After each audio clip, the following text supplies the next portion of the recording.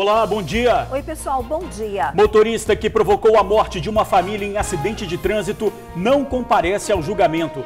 Wagner Dondoni dirigia embriagado. Mesmo sem a presença de Dondoni, o julgamento segue no Fórum de Viana. O pai, que perdeu filhos e esposa, aguarda justiça há 10 anos. Amigos encontram corpo de mergulhador que desapareceu no mar de Anchieta. Flávio Schneider saiu para fazer o esporte que amava e tinha experiência, mas acabou mergulhando e não voltou à superfície. Em Itacibá, Cariacica, um assalto que durou menos de 2 minutos. Os criminosos chegaram quando a lanchonete já estava fechando. Se passaram por clientes, anunciaram um assalto e levaram todo o faturamento de um dia inteiro de trabalho. A insegurança no transporte público. 20 passageiros da linha 561 foram vítimas de bandidos armados. Um dos criminosos segurou o cobrador pela gola do uniforme. Exigiu dinheiro, além de celular de quem seguia no coletivo. Responde aí, hein? Você começa a semana batalhando por uma vaga de emprego? O TN segue junto e seleciona oportunidades no mercado de trabalho. Não deixe de conferir as chances que vamos divulgar. E uma pergunta para você, amigo do TN. Tudo azul aí com a sua saúde? Novembro é o mês de alerta ao câncer de próstata. Uma doença silenciosa que, quando se manifesta, já pode estar em estágio avançado.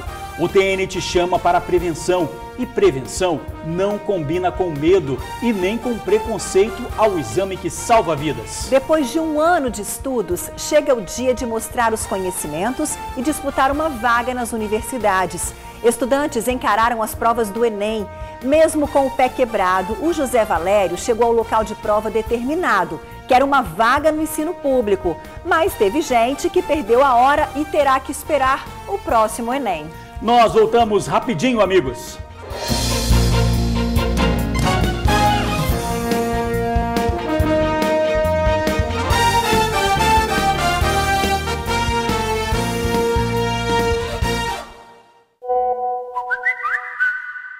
Olha, aconteceu de novo e agora às 8 da manhã. Numa ação ousada que durou 4 minutos, mas parecia uma eternidade para motorista, cobrador e 20 passageiros. Os 2 bandidos entraram no coletivo da linha 561, que liga o terminal de Campo Grande, em Cariacica, a Jacaraípe, na Serra. Durante o trajeto, anunciaram um assalto. Um dos criminosos segurou o cobrador pela gola do uniforme, apontou a arma para ele e exigiu todo o dinheiro. Enquanto isso, o outro assaltante fazia a limpa entre os passageiros. Selecionaram objetos pessoais e celulares. Pois é, e fugiram deixando prejuízo e trauma. Já já você vê o desabafo do cobrador e do motorista que precisam trabalhar e só pedem proteção para sair de casa e voltar com vida. Já em Itacibá, Cariacica, o alvo dos criminosos foi uma lanchonete. Em menos de 2 minutos, os bandidos que se passaram por clientes anunciaram o assalto e levaram todo o faturamento de um dia inteiro de trabalho. Olha, é duro, hein? Trabalhar, batalhar, não ter sossego, ninguém pode ter nada. A insegurança está fora de controle. E daqui a pouquinho, a revolta de mais esse comerciante aí, Ingrid. Olha, o corpo do mergulhador que desapareceu no mar desde a última sexta-feira foi encontrado ontem. Flávio Schneider, de 35 anos, tinha saído para pescar e mergulhar com amigos em Anchieta, no sul do estado.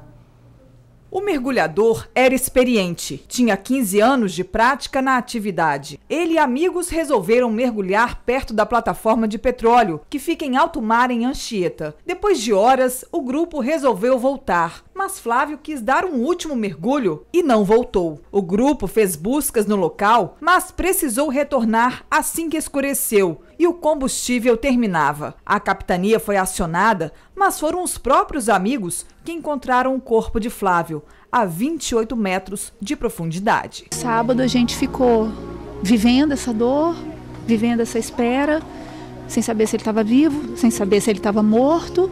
Não recebemos nenhuma ligação, nem de corpo de bombeiros, nem de marinha, nem de ninguém.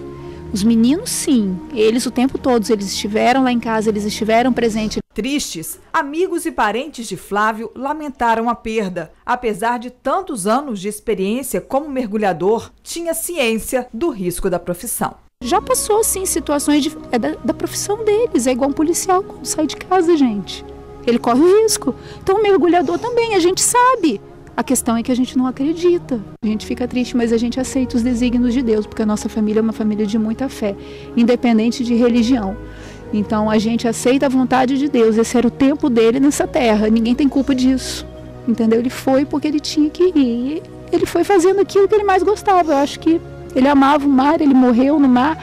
A gente sente uma dor, mas a gente aceita.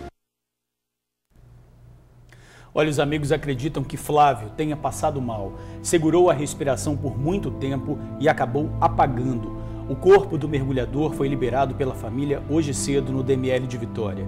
De lá, seguiu para o velório. A Marinha do Brasil disse que se empenhou nas buscas ao mergulhador. Foi usado um navio patrulha e alerta foi emitido a todos que estavam navegando na região. Foi instaurado inquérito para apurar as causas e responsabilidades sobre a morte. Olha, pelo menos 6 pessoas ficaram feridas num acidente envolvendo um carro e um ônibus em Alegre, no sul do estado. Chovia muito na hora da batida. O Gol, com 7 pessoas, entre elas um recém-nascido, atingiu a lateral do coletivo. Os ocupantes foram socorridos para a Santa Casa de Guaçuí em 2 ambulâncias e o resgate dos bombeiros. O motorista precisou ser retirado das ferragens. O bebê e os passageiros do coletivo não se feriram. E ontem, criminosos balearam 2 pessoas em Vila Nova de Colares, na Serra. Os 2 suspeitos chegaram ao bairro de moto por volta das 10h30 da noite, assustando os moradores. Balearam 2 jovens que estavam na rua e fugiram. Ao encontrar a PM, também teriam atirado contra os policiais. Uma das vítimas, um adolescente de 16 anos, já recebeu alta. A suspeita é que o crime tenha sido cometido por uma disputa entre gangues rivais do tráfico. Em maio desse ano, um ataque parecido deixou 3 jovens baleados. A polícia investiga o caso. Motoboy morre em acidente em Piúma, no sul do estado. Yuri Meneghelli, de 22 anos, bateu num carro com placa de Vila Velha. O motorista disse que tentou evitar a batida, mas o motociclista vinha rápido. Yuri chegou a ser socorrido, mas não resistiu. Ele teve uma grave fratura na perna e bateu a cabeça.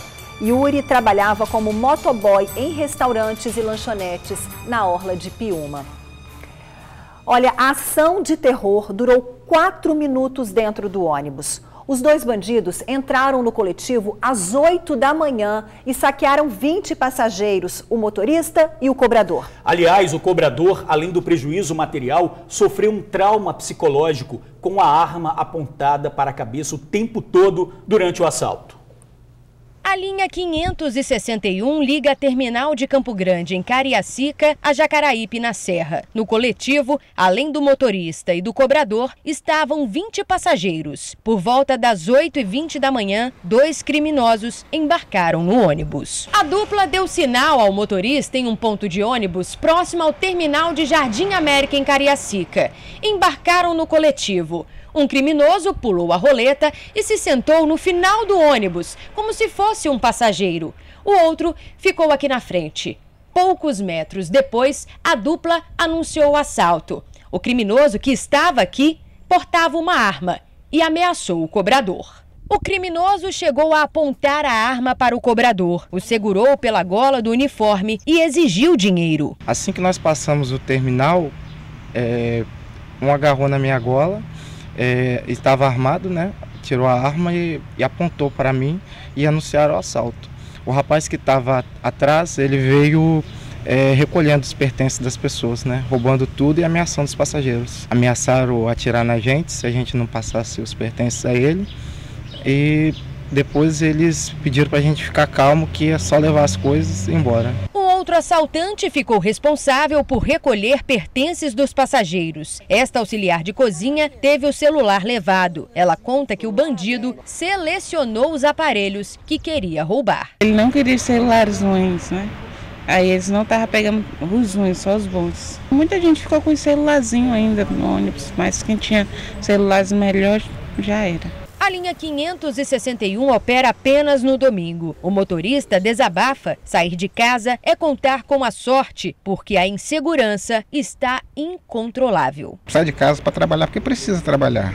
Temos que trabalhar, né, para levar o sustento para a família, mas a insegurança é demais.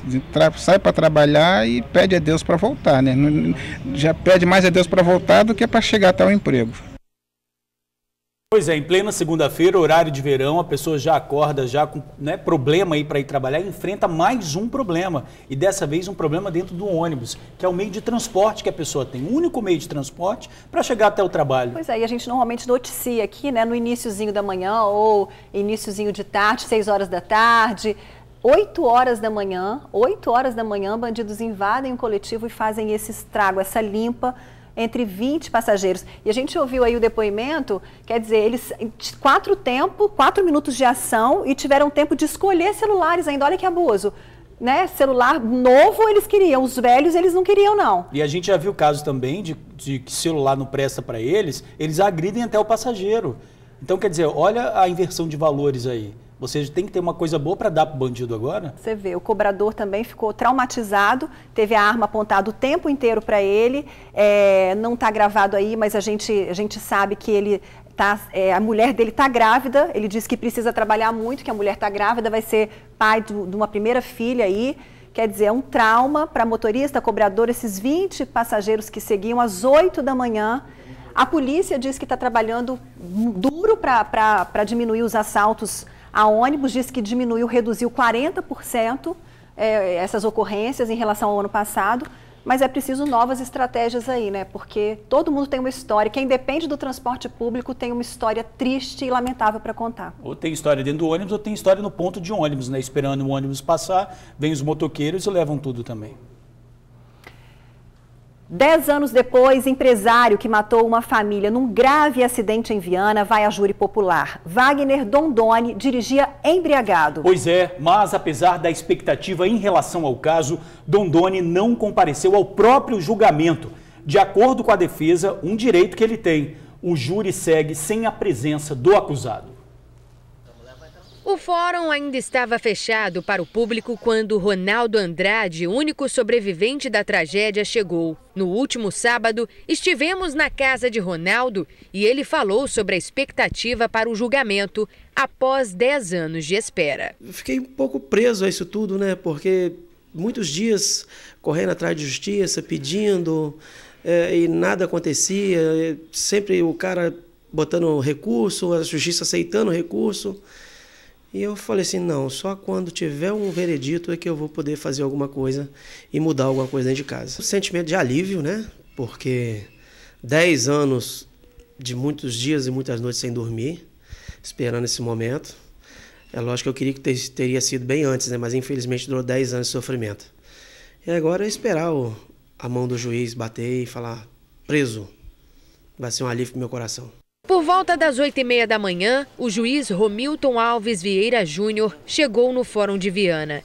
O juiz da comarca de Itapemirim foi convocado pelo tribunal para conduzir o julgamento. Logo em seguida, Rogério Pires Tomás, advogado do réu Wagner José Dondoni, chegou no fórum, sozinho, sem o cliente. Questão de estratégia da defesa, eu respeito muito o trabalho de vocês e depois eu vou à disposição do depoimento do Estado. Sim. Dondoni não compareceu ao julgamento. O advogado do empresário disse que o réu tinha direito de vir e permanecer calado ou não comparecer. Por estratégia, a defesa optou por não ter a presença de Dondoni. Familiares de Ronaldo também estiveram no fórum. Está muito triste ele, entendeu? Já está muito ansioso, esperando para ver o que vai acontecer agora. Espera a justiça, né? Entre as testemunhas convocadas pela defesa estava o delegado e senador eleito Fabiano Contarato, que na época foi o delegado responsável pelo caso. Contarato também não pôde falar com a imprensa. O júri popular foi formado por 7 pessoas que afirmaram não ter nenhum parentesco ou contato com a vítima ou réu, sendo 5 mulheres e 2 homens. Dondoni foi indiciado por triplo homicídio e uma tentativa de homicídio. No dia 20 de abril de 2008, o veículo conduzido pelo empresário colidiu com o carro da família de Ronaldo. Ronaldo perdeu os filhos Rafael Andrade e Ronald Andrade e a esposa Maria Sueli Costa. Dondoni foi submetido ao teste do bafômetro, que acusou grande quantidade de álcool no sangue. Garrafas de bebidas também foram encontradas no veículo do empresário. Foram 10 anos esperando o julgamento. Somente este ano, o Superior Tribunal de Justiça se manifestou não aceitando os recursos apresentados pela defesa de Dondoni. Dondoni aguardou os próximos passos da justiça até hoje em liberdade.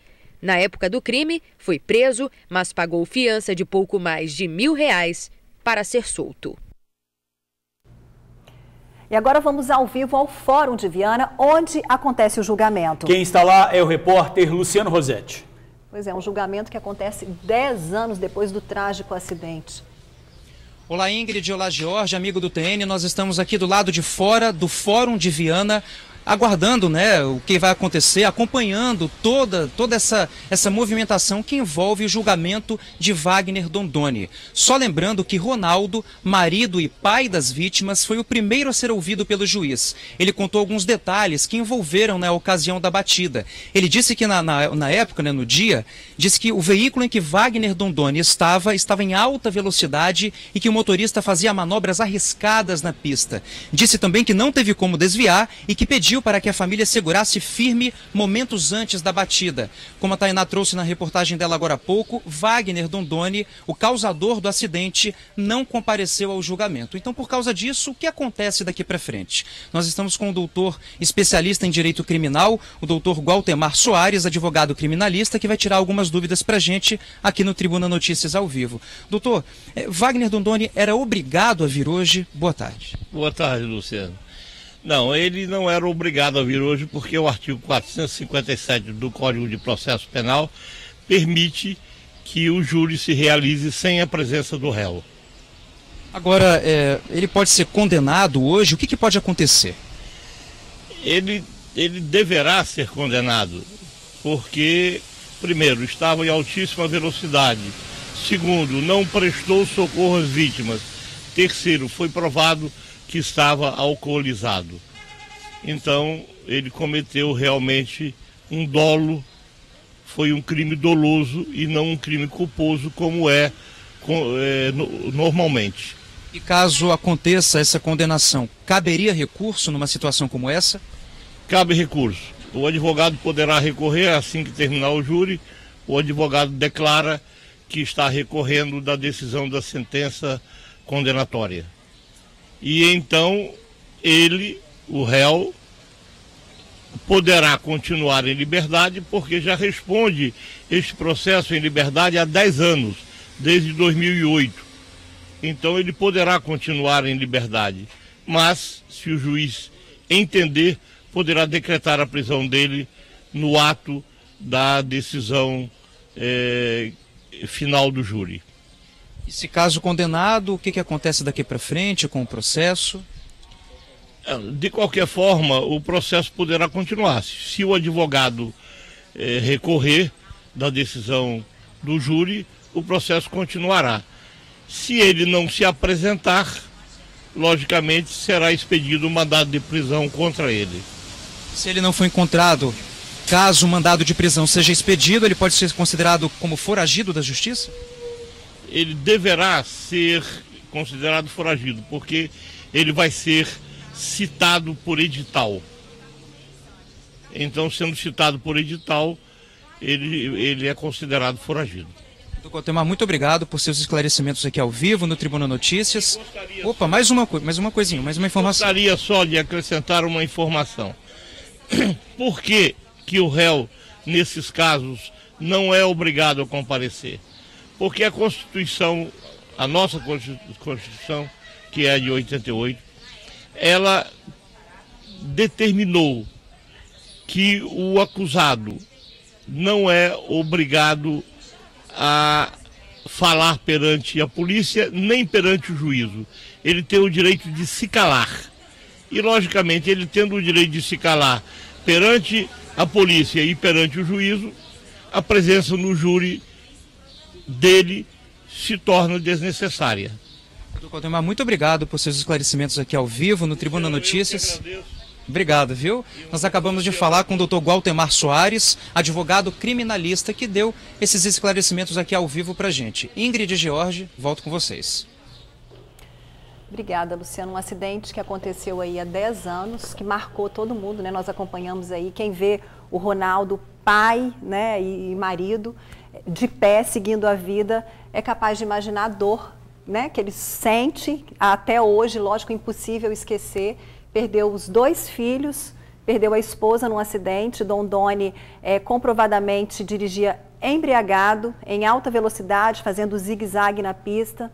Quer dizer... Independente da presença dele, né, Ingrid, no julgamento, que aconteça o julgamento. Isso não importa, ele estando lá, não estando lá, que seja cumprido o julgamento, que haja sentença. Desculpa te interromper. Não, é isso mesmo, é o que a gente espera, o que todos esperam, né? Ele não compareceu, mas as pessoas esperam há 10 anos da justiça, que seria a prisão dele, né? Pois é, eu tenho dados aqui, Ingrid, de acidentes com vítimas fatais em todo o Brasil de 2017. São dados do site da Polícia Rodoviária Federal. 376 acidentes com mortes, sendo que, claro, esses acidentes específicos são causados por ingestão de álcool ou substâncias psicoativas. Então, quase 400 mortes. Né? Isso aí, a gente fala de acidentes, a gente não sabe o número de pessoas que estão envolvidas nisso daí. E a gente sabe também que teve uma mudança na lei, a nova lei 13.546 do ano passado, que está valendo, começou a valer em abril deste ano, mostra que houve também uma mudança de punição. Então, antes, um acidente com morte, o acusado podia ficar preso de 2 a 4 anos, agora de 5 a 8 anos. Ferido grave, de 6 meses a 2 anos, agora de 2 a 5 anos. Antes, a fiança, né, tinha liberdade, a chance do delegado determinar a fiança e sair na hora. Agora não, apenas um juiz pode decidir a liberdade. A soltura não é imediata. Só que fica a pergunta, apesar dessa mudança, apesar de ter aumentado o número que a pessoa pode ficar presa, vale uma vida isso daqui?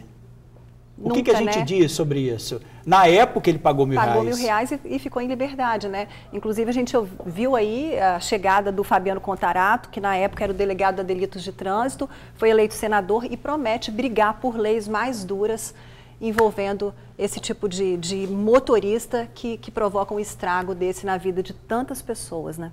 E essa demora tanto para julgamento também. E a onda de assaltos não para na Grande Vitória. Em Itacibá, Cariacica, o alvo dos criminosos foi uma lanchonete.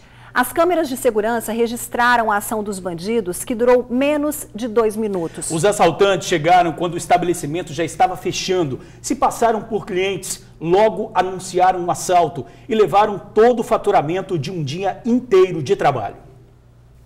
Uma família está sentada na mesa da lanchonete quando um carro para próximo a eles. 2 jovens saem do veículo. Eles são assaltantes. A dupla começa a recolher os pertences da família. Um dos criminosos entra na lanchonete.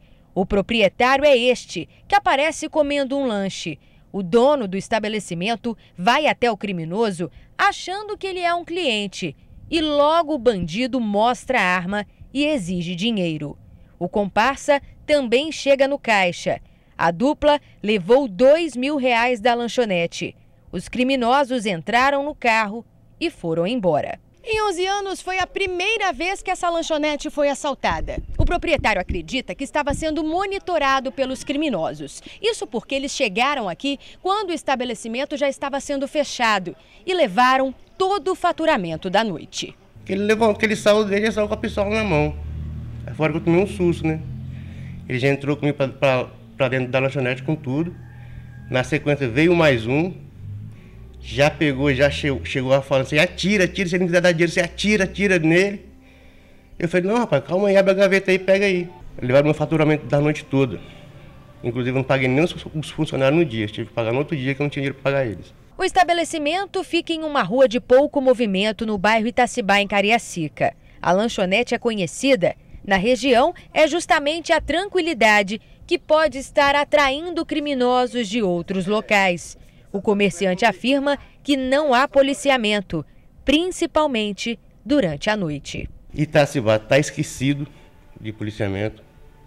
A gente não vê nenhuma viatura à noite passando.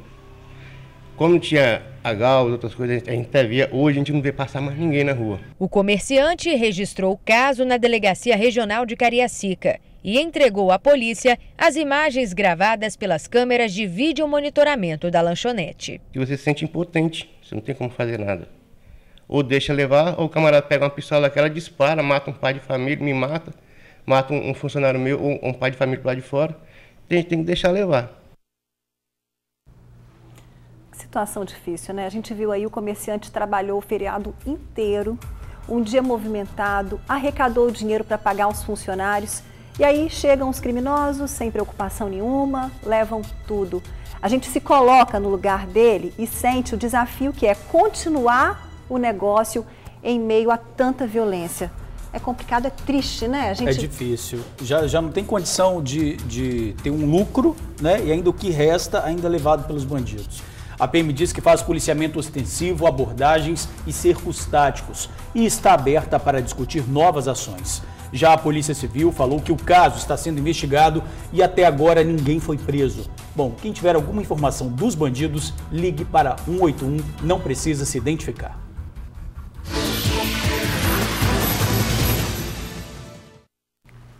Olha, a semana começa trazendo esperança e vagas de emprego. São chances para assistente de faturamento, auxiliar de cobrança, biomédico, mecânico soldador, fiscal de patrimônio, coordenador de operações, gerente de tecnologia e assistente financeiro.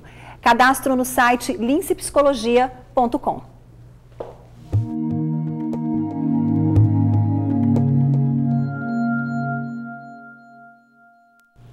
Novembro é o mês de alerta contra o câncer de próstata, o segundo que mais mata homens em todo o país. A demora em fazer o exame continua sendo uma grande barreira. E para que esse preconceito, né? São testes simples que podem evitar o avanço da doença. Em estágio inicial, as chances de cura são bem altas, de 90%. Uma caminhada cinzenta e cheia de obstáculos. As dificuldades existem, mas Gilmar não se entrega. Ele transforma pedras em oportunidades. Viver é a prioridade. Já são 12 anos na luta. Quando o diagnóstico de câncer de próstata veio, ele perdeu o chão. Desespero danado. Eu, muito novo, o médico virou para mim e falou: ou você se opera ou morre em cima de uma cama. Parti para a operação, entende? Mas foi um sofrimento, um baque. Nossa Senhora, não tem coisa pior no mundo. Infelizmente, seu Gilmar não é um ponto fora da curva. No Brasil, o câncer de próstata é o segundo tipo que mais atinge aos homens. O Instituto Nacional do Câncer, o INCA, estima que para 2019, no ano que vem, quase 70 mil novos casos de câncer de próstata devem ser diagnosticados. E tão preocupante quanto é que 25% desses homens devem morrer por conta da doença. Perde só para os cânceres de pele. Eu acho que é um número bastante expressivo e digno de cuidados e de preocupação. Alguns fatores de risco contribuem para o aparecimento da doença, como a idade. Quanto mais velho, maiores são os riscos. O histórico familiar. Quanto maior o parentesco com quem tem ou teve a doença, mais chances de ter câncer de próstata, obesidade e sedentarismo. E os negros, biologicamente, têm mais chances de ter a doença. O câncer de próstata é uma enfermidade silenciosa. Quando os sintomas aparecem, o caso já está em estado avançado. É o que explica o urologista. O câncer, para ele poder crescer tanto a ponto de, por exemplo, obstruir o canal da urina e ter uma dificuldade para o paciente esvaziar a bexiga, já é um câncer avançado. Os principais sintomas, então, são a dificuldade no esvaziamento vesical, quando esse câncer ele já está muito grande, quando ele já obstrui o canal da urina, o sangramento urinário, que a gente chama de hematúria, e muitas das vezes dor óssea, que é caracterizado, né, pela metástase já no osso do câncer de próstata. No Novembro Azul, o combate ao câncer de próstata entra na agenda. A atenção para os exames de PSA e toque serve para alertar os homens a partir dos 45 anos sobre os cuidados com a doença. A conta é fácil de entender. Quanto antes for diagnosticado o câncer, mais chances de sobrevivência. Os pacientes que fazem o diagnóstico precoce, que fazem o rastreamento, eles têm 30% menos chance de morrer de câncer de próstata. E a manutenção da qualidade de vida. Quando eu descubro o câncer numa fase inicial, os efeitos colaterais de um tratamento, eles são menores do que uma fase mais avançada. O que é recomendado hoje pela Sociedade Brasileira de Urologia é que os homens que tenham fatores de risco, né, procurem um urologista pelo menos uma vez por ano a partir dos 45 anos de idade. E aqueles que não têm esses fatores de risco a partir dos 50 anos. 70 mil casos de câncer de próstata previstos para o ano que vem, hein? Quer dizer, tem muito homem por aí que já está com sintomas, apresentando os primeiros sinais e não vão ao médico. Pois é, não pode, né? Não adie, não. Aproveite a campanha e busque atendimento. Os exames são muito simples. Poxa vida, deixa de lado o preconceito, não leve em conta as brincadeiras, não. Prevenção é saúde. Tem que viver, né? Olha, a sorte está lançada para mais de 80 mil estudantes capixabas que fizeram a primeira etapa do Enem. Foram mais de 110 mil inscritos, mas quase 30 mil faltaram às provas neste domingo. Entre as provas de ontem estava a redação. E como em todos os anos, teve candidato atrasado, perdendo o horário e a disputa por uma vaga na universidade. A cena se repete. A candidata corre, mas não consegue chegar a tempo de pegar o portão aberto. Ela vai esperar mais um ano para tentar entrar em uma universidade. Adriana contou com a sorte. Ela saiu de casa faltando 15 minutos para os portões serem fechados e perdeu a hora. Eu saí de casa faltando 15 minutos, eu achei que ia dar tempo. Este ano, um pouco mais de 110 mil capixabas se inscreveram para o Enem 2018, uma tentativa de ingressar em uma faculdade. É o caso do Emanuel. Essa já é a 4ª tentativa dele, mas o desejo de cursar engenharia não o faz desanimar. Esse ano eu acho que vai dar certo sim, é a 5ª vez, a gente está estudando tem um tempo. E, cara, meu sonho é passar na UFES, fazer engenharia elétrica e me formar pela UFES. E não é só quem quer garantir uma vaga na universidade que está participando, não. O José tem 38 anos e já cursa Direito, mas agora ele quer fazer a prova para tentar diminuir os gastos com a faculdade. Nem o pé quebrado fez ele perder a motivação. Uma bolsa, pelo menos 50%, pagar menos, né, na faculdade. Vai ajudar bastante, né? Vai sim. E para dar um apoio aos alunos, este professor vestiu a camisa e ficou de plantão em frente ao local da prova. Um carinho a mais para tranquilizar os alunos. Eu espero, né, que realmente todos tenham uma excelente prova, que realmente tenham tranquilidade, certo? A gente sempre fala isso na última semana.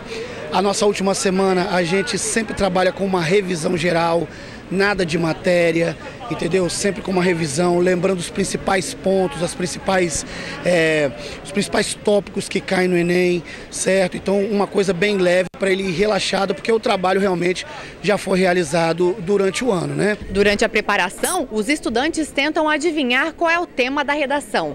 Este ano, o tema escolhido pegou muita gente de surpresa. Não esperava em momento algum que seria caído esse tema. Talvez sobre a política, sobre a situação do nosso país hoje em dia, mas esse tema não. A Eliana, apesar de não saber o tema, não achou difícil e garante que com estudo é possível alcançar o resultado desejado. Não estava tão difícil assim. Para quem estudou, levou a sério e tudo mais, estava fácil. A redação que eu achei um pouco complicada, porque abordou um texto assim que eu acho que muita gente não estudou sobre. Mas pelo que a gente leu nas propostas de redação, deu sim para fazer uma redação bem tranquila. Que bom, boa sorte para esses estudantes. A gente sabe que não é fácil, são horas e horas de prova, disputa acirrada, nervosismo, ansiedade. Afinal, está valendo uma vaga em universidade, né? É o futuro, né? Claro que o aluno que se prepara entra mais seguro na prova e manter a calma, que nem sempre é fácil, é super importante nesse processo. E domingo que vem tem mais. Serão as provas de Ciências da Natureza e suas tecnologias e Matemática e suas tecnologias. A novidade é que os alunos terão mais 30 minutos de prova em relação ao ano passado. E tem mais novidade. Enquanto o gabarito oficial do Enem só será divulgado pelo MEC no próximo dia 14, o jornal A Tribuna trouxe hoje a correção das provas feitas por professores de cursinhos.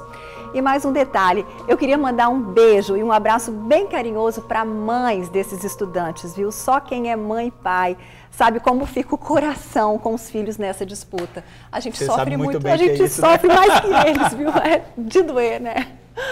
Olha, primavera com cara de inverno. A Semana do Capixaba começou com frio e uma leve chuva. Pois é, com esse tempinho muita gente fica perdida na hora de sair de casa. Levar roupa de frio, sombrinha e a previsão para a semana é de tempo instável. Tá cada vez mais difícil saber pela manhã como o clima vai se comportar ao longo do dia. Ontem mesmo não trouxe nada, nem blusa de frio, nem sombrinha, nem nada. Porque no dia de calor eu tirei, falei, não vai fazer mais, não vai chover mais, né? Aí eu tirei, quando foi ontem choveu. E hoje está fazendo frio. Sol, calor, chuva e muito vento. Do nada. Foi assim durante a última semana. Ver se vai chover ou fazer frio primeiro. Aí liga a televisão um pouquinho, ver a previsão do tempo para sair. Mas é bom assim mesmo, apesar da chuva de manhã, agora com horário de verão, mas está ótimo. E não é todo mundo que aguenta essas mudanças bruscas de temperatura. Muita gente acaba com a saúde prejudicada. Tá difícil, por conta da questão de gripe, resfriado, um dia você sai com casaco, um dia você sai sem guarda-chuva, esse tipo de coisa. Ataca a saúde, né? Ataca. Segunda-feira cinza com grande quantidade de nuvem no céu. Isso é o que vai garantir temperaturas amenas durante todo o dia. O sol foi embora junto com o fim de semana. Segunda-feira com previsão de chuva e possibilidade dessa chuva vir acompanhada de raios, inclusive na capital capixaba. E a semana permanece instável no Espírito Santo e em outros estados do Sudeste. Tudo isso por conta de uma frente fria. Confira as temperaturas na previsão do tempo.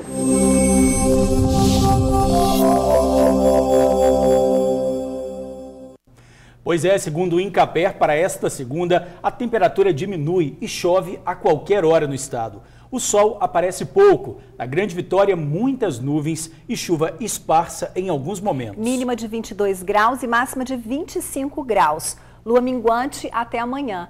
E o pessoal que estava esperando frio e chuva para o fim de semana, que dias lindos, sábado e domingo, sem uma nuvem no céu. Pois é. Praia, piscina, você curtiu horrores, Curti, né? e totalmente contra a previsão, né? A previsão era vento, tudo bem que choveu um pouco ontem. Ontem à noite teve um temporalzinho, mas o final de semana foi ótimo. É bom começar a segunda assim também, que não fica aquele calorão, né? Trabalho, com um tempo mais ameno. Um cappuccinozinho, né? Uma pipoquinha. Não, mas aí a gente já aproveitou no fim de semana, não pode exagerar não.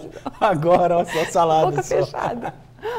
Olha, a gente muda de assunto. Olha, o promotor de eventos de uma casa de shows em Vitória foi indiciado por racismo. Uma frequentadora tentou fazer uma reserva no local, mas teve o pedido negado. Segundo ela, por ser negra.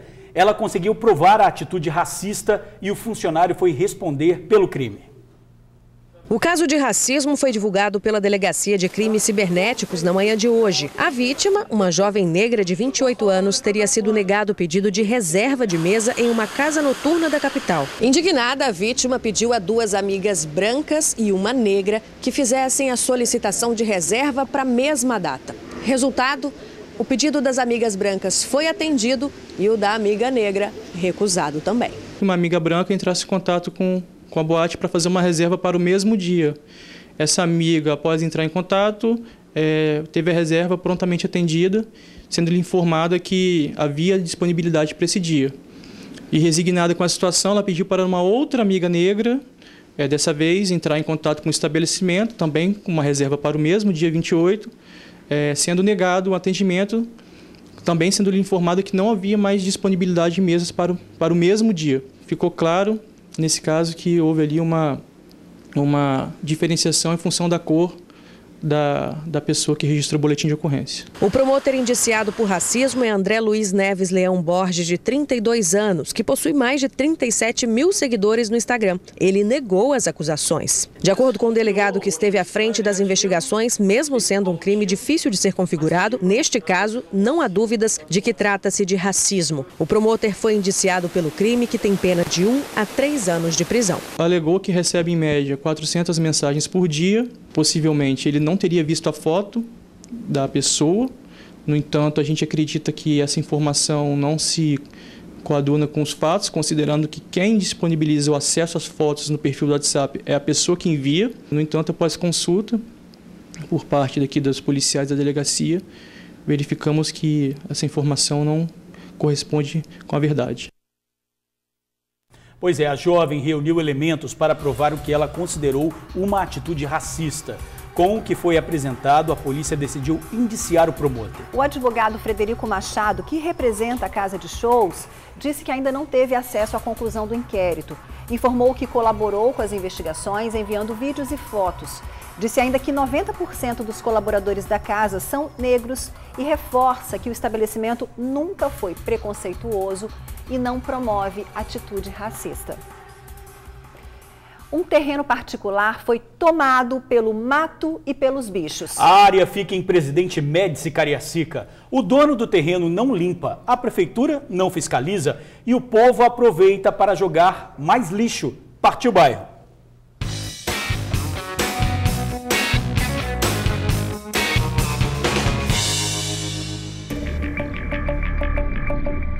Parece até uma parte da Mata Atlântica preservada, mas não é. É apenas um terreno mal cuidado e abandonado. Ele fica na rua Célio Neves, em Presidente Médici, Cariacica, bem em frente à casa da Karina.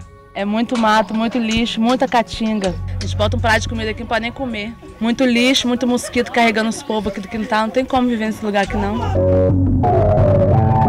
Aqui o problema é compartilhado. O terreno é particular. O proprietário deveria zelar pelas boas condições dele, mas não o faz. Por sua vez, a prefeitura que deveria fiscalizar, não fiscaliza. O resultado disso... Ô, Ângela, a perna do Natan tá forrada de mordida de mosquito. Não sei se é borrachudo, pernilongo, não sei. Tudo misturado. Você mora aqui perto do terreno? Moro em frente ali. Em frente ao terreno. Então isso aqui já é reflexo desse descaso que tá aqui nesse terreno. Daqui, dali, ó, esses matagaiados aí. Mosquito puro, eu jogo ainda aquele spray, tranco a casa e saio, pra poder quando chegar já tá a mesma coisa, nem adianta.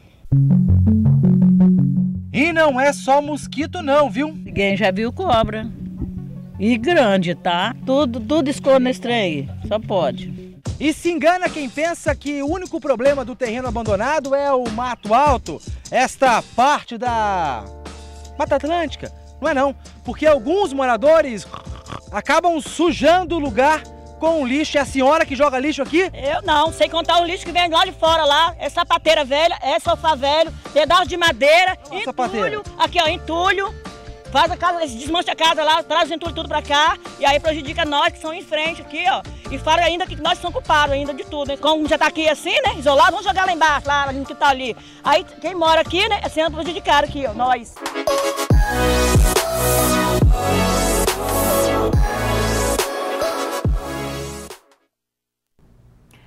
O que a gente viu aí, hein? Uma bola de neve. O dono do terreno não tá nem aí. A prefeitura não faz a pressão para que a área seja limpa. O povo acha que pode sujar ainda mais e o resultado, transtorno, doenças, bichos.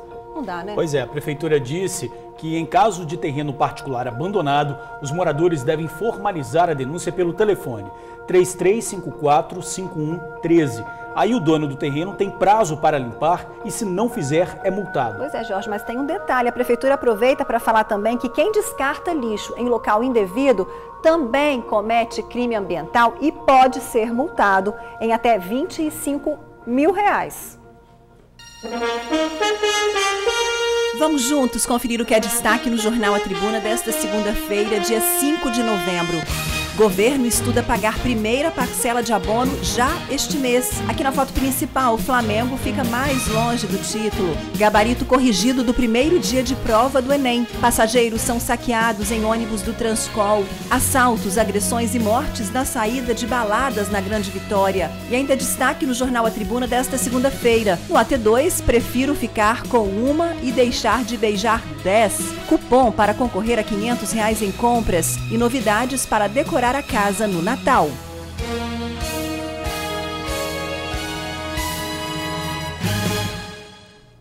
Já novas informações sobre o julgamento do caso Dondoni. O motorista que dirigia embriagado e provocou a morte de uma mãe e 2 filhos. A gente já volta agora 12h31.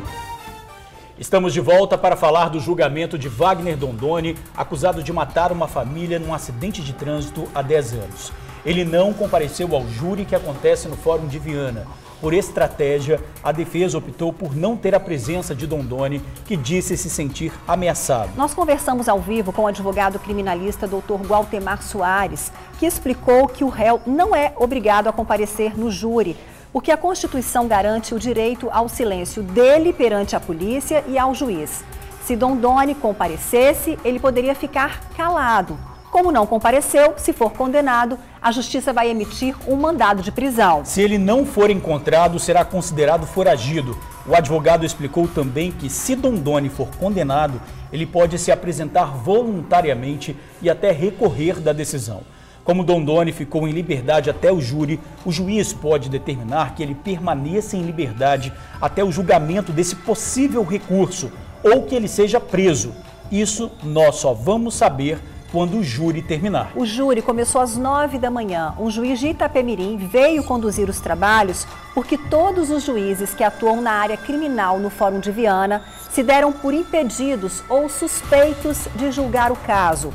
O acidente que matou a esposa e os 2 filhos do cabeleireiro Ronaldo Andrade aconteceu no dia 20 de abril de 2008. O veículo conduzido por Dondoni bateu no carro da família de Ronaldo em Viana. Na época, Dondoni foi submetido ao teste do bafômetro, que acusou grande quantidade de álcool no sangue. Garrafas de bebida também foram encontradas no veículo do empresário. Foram 10 anos esperando o julgamento. Somente este ano, o Superior Tribunal de Justiça se manifestou, não aceitando os recursos apresentados pela defesa de Dondoni. Ele aguardou os próximos passos da justiça até hoje em liberdade. Na época foi preso, mas pagou fiança de pouco mais de R$1.000 para ser solto. E a gente fica por aqui. Muito obrigada pelo carinho de sempre e audiência. E até amanhã às 11h45 e a gente espera você. Eu te espero logo mais no Tribuna Notícias, segunda edição às 7h20. E agora tem ela, Débora Moraes, no Ronda Geral.